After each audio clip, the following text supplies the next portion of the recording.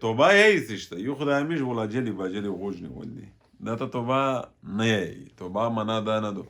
توبې معرف القرآن لیکلی شیخ محمد شفیع صاحب لیکلی دي نورې کتابي هم فقها لیکلی دي اهل فتاوجات چې توبې معنا دا دو چې سړی دی یو خو چې کیم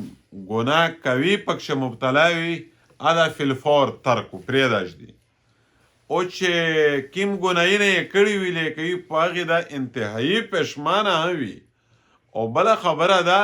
چې آینده دې پوره د عزم وکړو چې زه بیا دا ګناه کاه نه دا خو توبې د پوره شرایط دي چې په کیم ګناه کښې مبتلا وي په مخ ته پرېږدي او په تیر ګناه د انتهایي شرمنده وي او هدې نه ماوره آینده دې پوره د عزم وکړو چې زه دا ګناه بیا چیرې نه کوم ها انسان خو کمزوری دی ګناهونه بار بار ځنې شي وقفا فوقفا دا بیا انسان توبه وبوسي په کبیره ګناه نه د ورستې توبه استل واجب دی خو دا دو چې توبه په مفهوم په مقصد په معنا میش نه پوهېږي موږ ورته چې جلې با جلې مې غوږ نیولي دي دا توبه مې ده ته توبه نه یي توبې د پوره د درې شرایط دي دو میشتو څخه په عمل کښې روالي دې ته توبه یي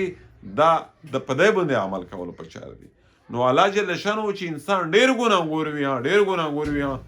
بل دار نشته دی الله در ته ورشي او دا یې په خپله کړه وړه پښیمان وي شرمنده وي